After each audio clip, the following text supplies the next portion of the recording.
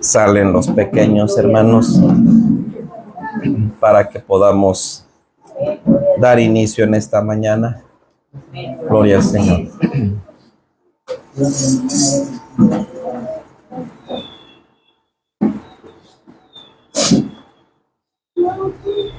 Aleluya, gloria a Dios. Aleluya.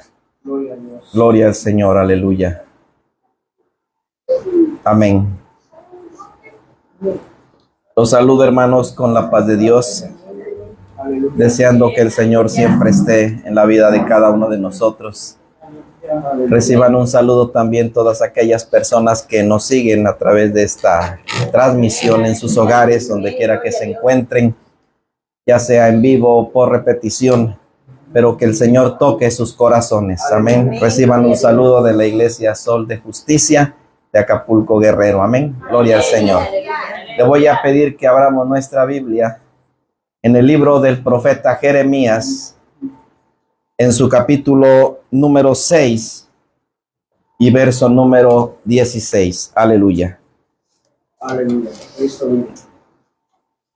Libro del profeta Jeremías, capítulo número 6 y verso número 16. Aleluya. Aleluya. Leemos todos juntos la bendita palabra del Señor. Y dice de la siguiente manera: Así dijo Jehová, paraos en los caminos y mirad, y preguntad por las sendas antiguas, cuál sea el buen camino, y andad por él, y hallaréis descanso para vuestras almas. Mas dijeron, no andaremos. Tomen asiento, por favor.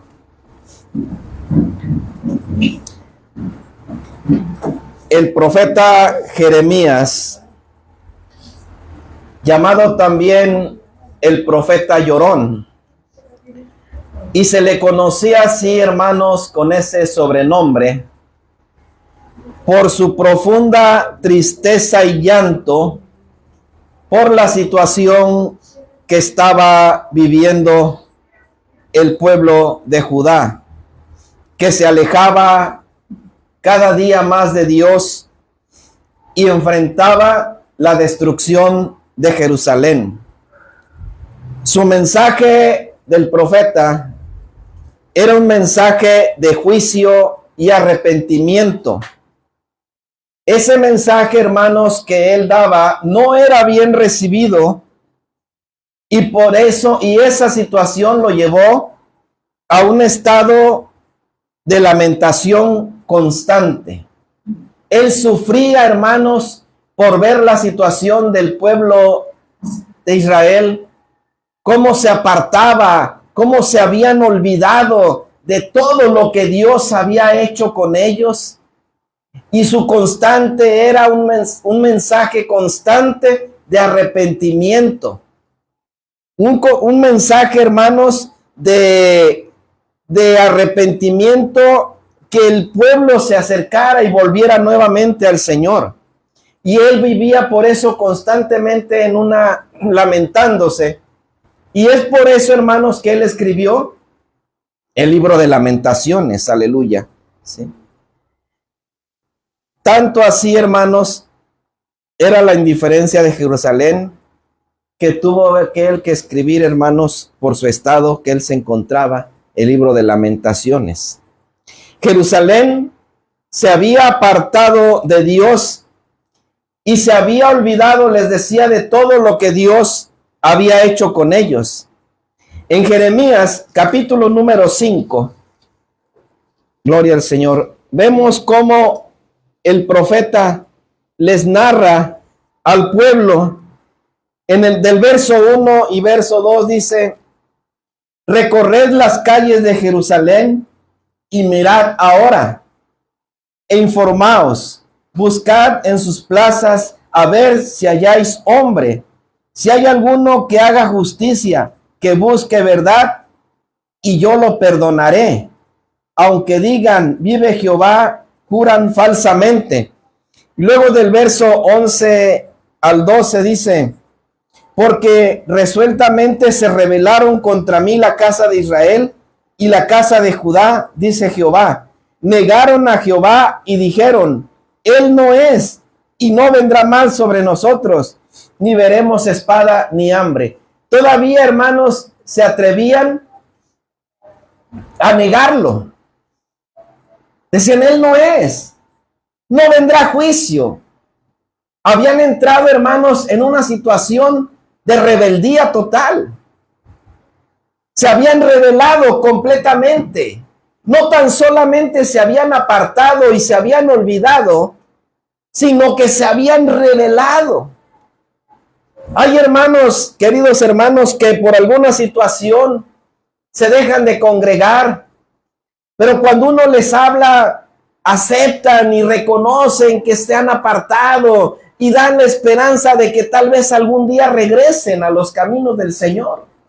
Pero hay personas, hermanos, cristianos que se apartan, pero hay en ellos amargura, porque alguien tal vez les hizo algo, porque quizá vieron algo, y de plano entran en una rebeldía que abiertamente dicen que ya no quieren saber nada de Dios. Ya no quieren saber. Y eso le había pasado al pueblo de Israel. Hasta los profetas habían cesado de hablar. ¿Sí? Hasta los profetas, hermanos, ya no había profetas. Habían entrado todo el pueblo en una rebelión muy grande. ¿Sí? Estaban totalmente alejados de Dios y por esa causa el profeta Jeremías trataba de algún modo de hacerlos volver. El nombre de Jeremías significa Dios elevará o Dios enaltece. Fue reconocido por su mensaje de advertencia y llamado a la reflexión. Lo mismo, amados hermanos, está sucediendo hoy en día. Muchos se han extraviado del camino. Por eso el tema, hermanos, que nos ocupa en esta mañana lleva por título Volviendo a las sendas antiguas. Amén. Porque es necesario, mis amados, que volvamos a los inicios del Evangelio, al verdadero Evangelio, a las sendas antiguas, decía este mensaje. Lo mismo está sucediendo, le decía. Vemos con todos los acontecimientos que está ocurriendo en el mundo entero, cómo vamos poniendo a Dios en un segundo lugar. Hemos puesto a Dios, hermanos, en un segundo término, ¿sí? Hemos ido perdiendo el temor a Dios y el Señor nos llama a todo lo contrario. Veamos qué nos dice Proverbios, capítulo número 1 y verso número 7. Dice, el principio de la sabiduría es el temor de Jehová. Los insensatos desprecian la sabiduría y la enseñanza. Y luego en el libro de Eclesiastés, capítulo número 12, los versos 13 y 14 dice, el fin de todo discurso oído es este, teme a Dios y guarda sus mandamientos, porque esto es el todo del hombre. Aleluya. Aleluya. Porque Dios traerá toda obra a juicio, juntamente con toda cosa encubierta, sea buena o sea mala. De todo vamos a dar cuenta, ¿sí? Si es cosa buena o sea cosa mala, ¿sí? Pero procuremos, hermanos, y el deseo de nuestro corazón es que sea cosa buena, gloria al Señor. Aleluya. Nuestra prédica, decía, se llama Volviendo a las sendas antiguas. Pero ¿qué es la palabra o la definición volviendo? Es un estado en el proceso de volver o regresar. Dicho de otro modo, diríamos que es volvernos o regresar a las sendas antiguas. Pero ¿cuáles son las sendas antiguas? ¿A qué se refiere el profeta cuando dijo paraos y preguntad cuáles son las sendas antiguas y andad por ellas? Las sendas antiguas, hermanos, se entiende por los principios y verdades y enseñanzas que Dios ha establecido a lo largo de la historia. Es una invitación a la relación correcta con Él. Son una reflexión al arrepentimiento y a la búsqueda de la guía de Dios en la vida. En días pasados, el siervo del Señor, nuestro hermano Dani, nos hablaba de los jóvenes de Daniel, los compañeros de Daniel, a no perder su identidad, a que no perdieron su identidad a pesar de que vivieron un cautiverio y tuvieron una vida muy complicada. Ellos permanecieron firmes en lo que ellos habían creído, a pesar de que todo parecía adverso, a pesar de que ellos pudieron decir, pudieron estar en total armonía con el rey si ellos obedecían lo que el rey decía. Pudieron estar cómodamente en palacio tal vez, porque el rey les ofrecía, pero no, ellos prefirieron guardarse y agradar primeramente a Dios que a lo que el rey decía, y estuvieron en la cárcel, y estuvieron, hermanos, comiendo, no se contaminaron con la comida del rey, ¿sí? Hoy estamos viviendo una situación similar, hermanos. El rey o el diablo nos ofrece viandas, nos ofrece lo mejor de este mundo, nos ofrece grandes cosas. Pero hermanos, si nosotros nos mantenemos en lo que hemos creído, al final de cuentas vamos a tener un galardón grande y una mejor recompensa con Cristo en el reino de los cielos. Aleluya. Y por eso Jeremías sufría y padecía. Él quería, hermanos, que el pueblo de Israel rectificara. Les hablaba, les exhortaba, les decía, pero el pueblo no quería de ninguna manera, ¿sí? Fíjense nada más, hermanos, hasta qué punto habían caído. Dice el verso que leímos, Jeremías 6:16. Fíjense. Dice, así dijo Jehová, paraos en los caminos. O sea, está atento, párate y mira qué es lo que te conviene. Mira de dónde necesitas, hacia dónde necesitas andar. Y mirad y preguntad por las sendas antiguas, cuál sea el buen camino y andad por él. ¿Y qué pasará? Dice, cuando vuelvas al Señor, hallaréis descanso para vuestras almas. ¿Mas qué dijeron ellos? No andaremos. Rebeldes totalmente. No andaremos. No nos interesa lo que nos dices. No nos interesa volver a los caminos antiguos.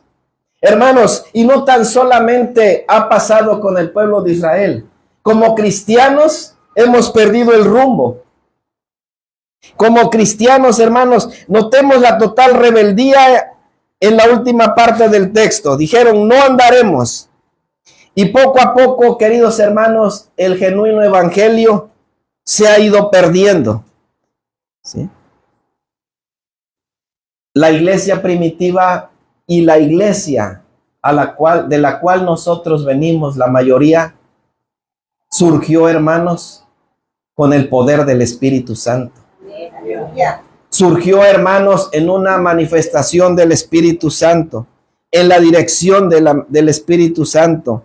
Un gobierno teocrático 100%. Pero ¿qué ha ido sucediendo, hermanos, con el tiempo? Hemos caído en un evangelio rutinario, convenenciero. Un evangelio, hermanos, de la prosperidad. Se ha perdido el rumbo. Esos predicadores como Gille Ávila, como Luis Palau, como Billy Graham, ya se han ido perdiendo. Ya no hay predicadores de la sana doctrina, o si los hay, son muy pocos.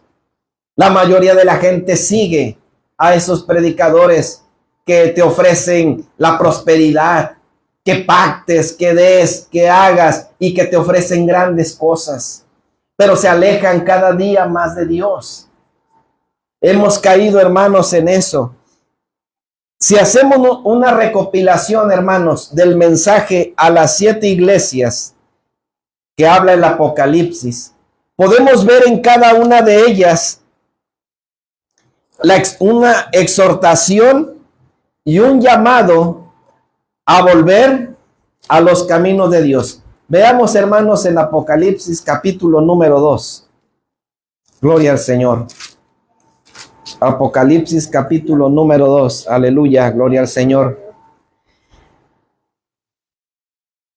El verso 2 y el verso 5, el mensaje a la iglesia de Éfeso dice: yo conozco tus obras y tu arduo trabajo y paciencia, y que no puedes soportar a los malos, y has probado a los que se dicen ser apóstoles y no lo son, y los has hallado mentirosos.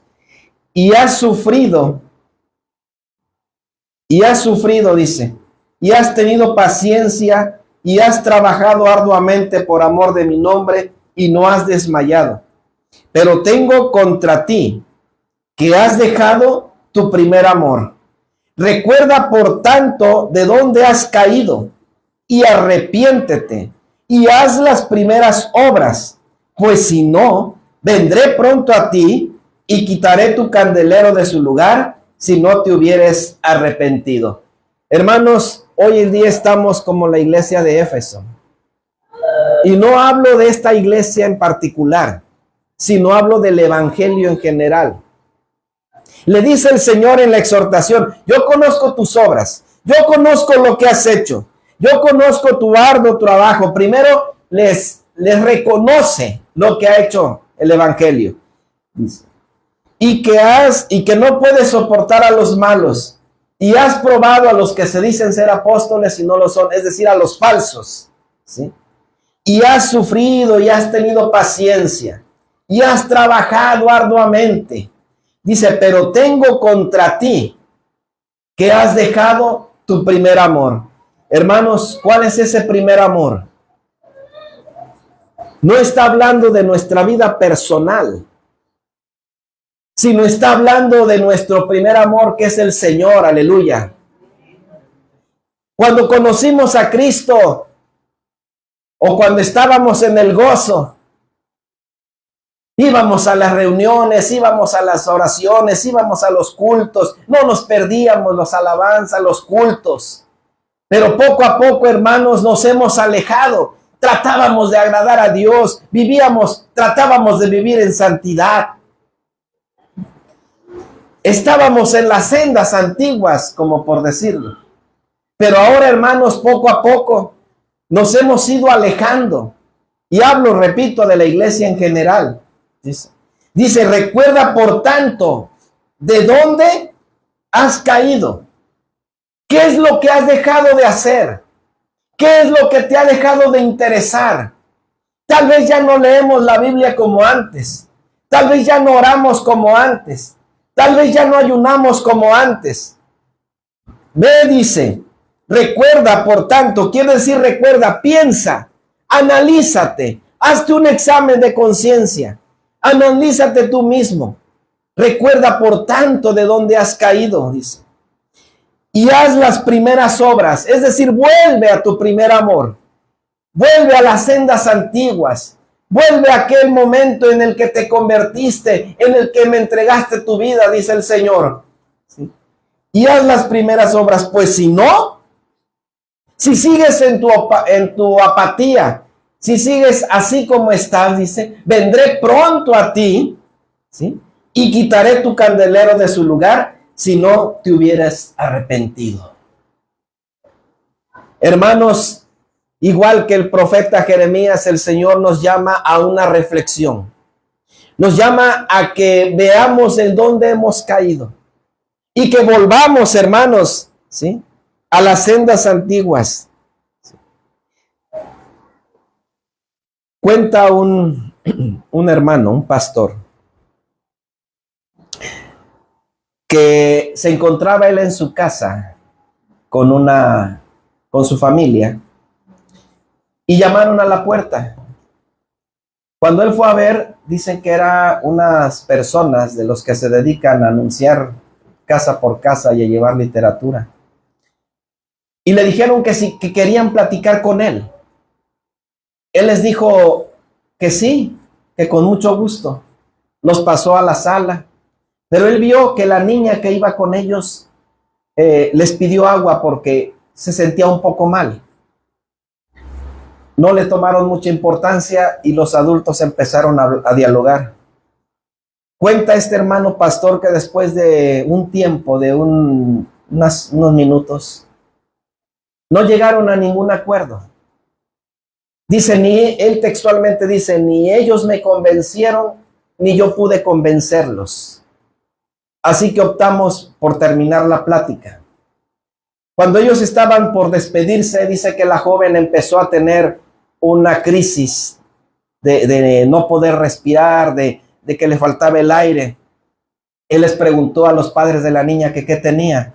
Dice, es que es asmática, tiene asma crónica y tiene 1 año con esa enfermedad y cada vez es más, dice.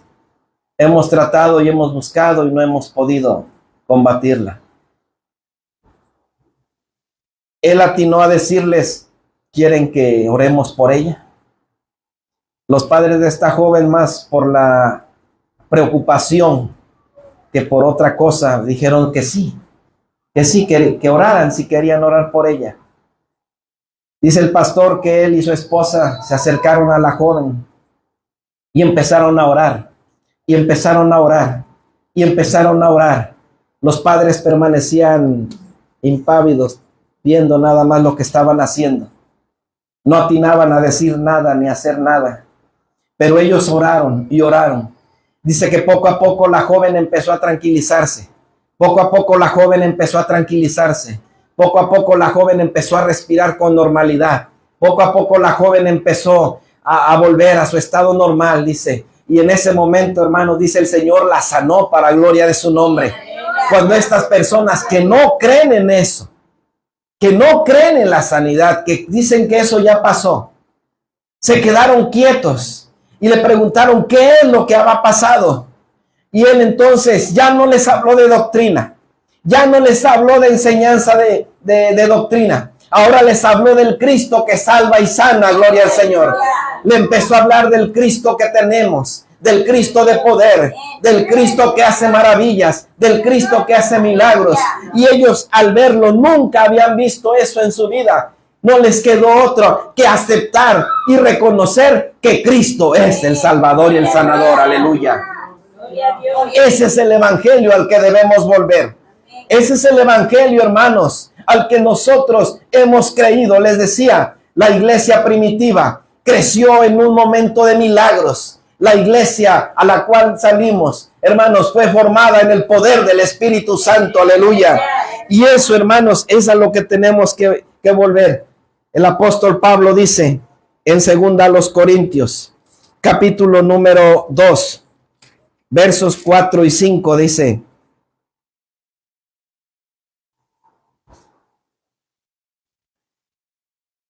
Primera a los Corintios, capítulo número 2.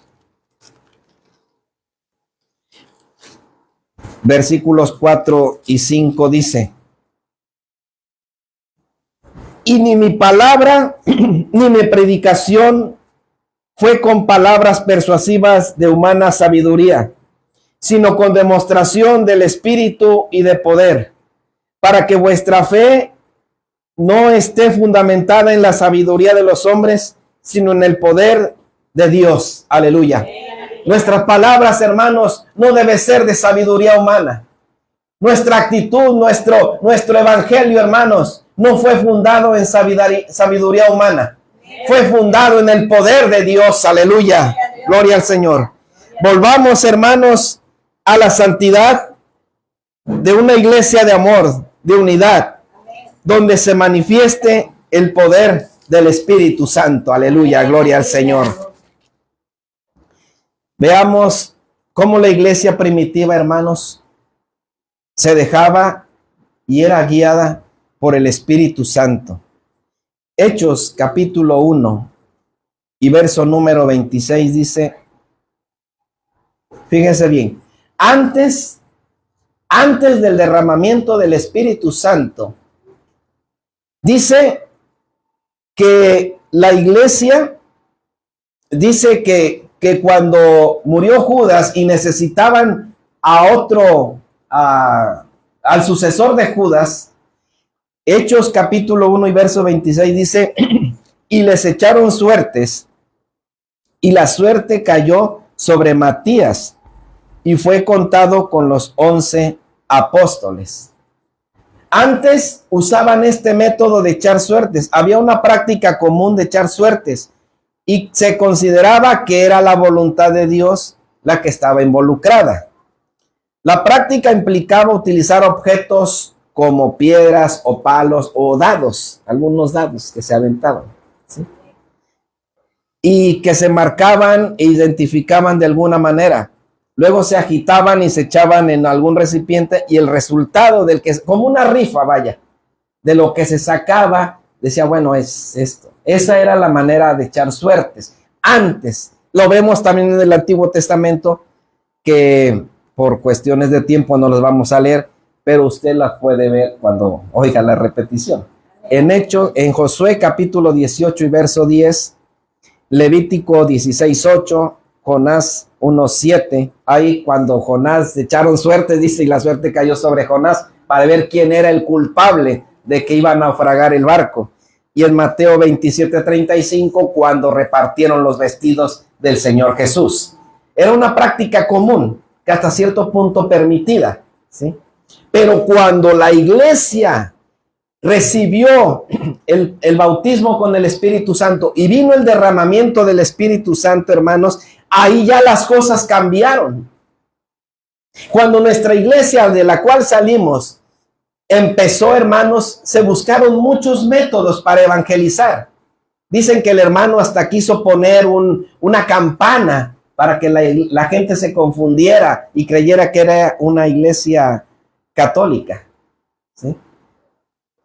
Y buscó la manera, pero dice que él fue a un templo y veía que la gente llegaba y oraba, y la gente llegaba y se ponía al altar. Entonces dijo él, ya sé, el secreto es la oración. Amén, aleluya.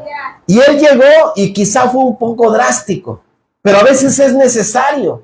Él llegó a la iglesia de Portales y les dijo, aquí hay dos puertas, una que da a la calle y otra que da al templo. El que quiera entrar al templo y estar conmigo, véngase y vamos a orar. Algunos indignados se sintieron ofendidos y se fueron, pero la gran mayoría se quedó. Y fue ahí que empezó a crecer y vino un gran avivamiento.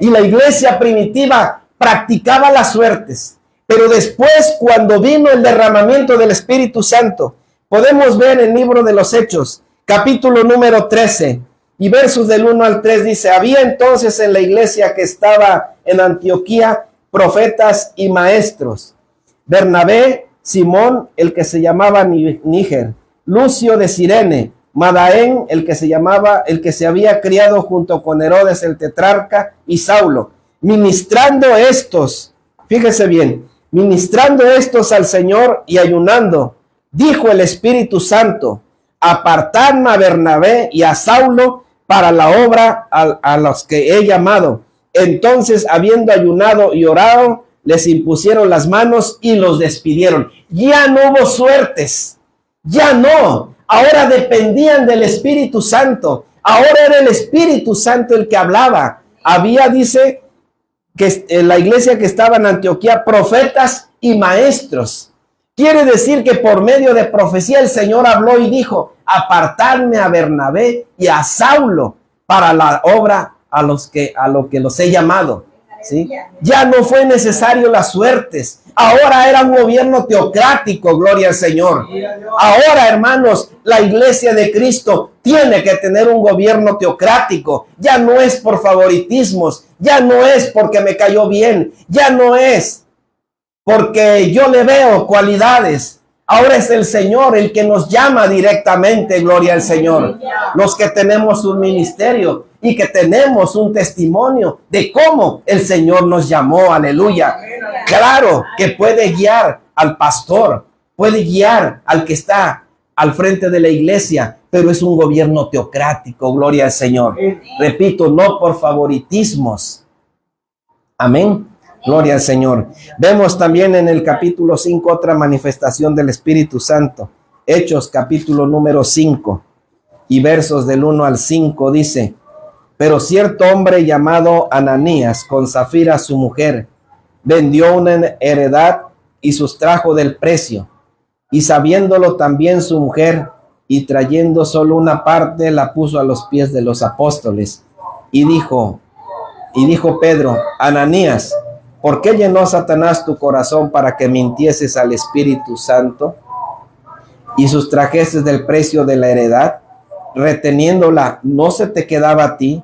Y vendida, ¿no estaba en tu poder? ¿Por qué pusiste esto en tu corazón? No has mentido a los hombres, sino a Dios. Al oír esto, Ananías estas palabras, cayó y expiró. Y vino gran temor sobre todos los que oyeron. Estaba el Espíritu Santo de una manera tan palpable que todos tenían las cosas en común, pero hubo uno que quiso salirse del orden. Y el Espíritu Santo le reveló a Pedro lo que estaban haciendo. Y todavía le dice: ¿por qué tentó Satanás tu corazón para que mintieses al Espíritu Santo? No has mentido a los hombres, sino a Dios. Y dice que al momento expiró y murió, y lo mismo le pasó a su mujer. Había temor. Había temor. Imagínense que ahora nos sucediera lo mismo. Yo creo que muchos ya estuviéramos muertos, porque mentiríamos al Espíritu Santo. Pero es necesario, hermanos, que volvamos a esas sendas antiguas, no para que nos muramos, sino necesitamos hombres y mujeres llenos de Dios, donde se predique la palabra de Dios, donde esta iglesia, hermanos, necesita tener esa identidad de cristianos. En una convención nacional, el hermano Josué Mejía les dijo a los pastores que estaban allí: el fuego está encendido, no lo dejéis apagar. Pero, hermanos, tristemente, ese fuego se ha ido extinguiendo poco a poco. Ya no hay esa llenura, ya no hay ese fuego, ya no hay ese poder en las congregaciones. Son cultos a veces por misericordia, el Señor bendice. Pero necesitamos, hermanos, volver a esas sendas antiguas, a la santidad que Dios nos llama, a volver, hermanos, a ser cristianos como la iglesia primitiva, a que seamos, hermanos, entregados al poder de Dios. Aleluya. Vamos a venir al altar, hermanos, en esta mañana, y nos despedimos de nuestros hermanos que siguen esta transmisión, y deseamos que el Señor les bendiga y que el Señor esté con ustedes. Amén.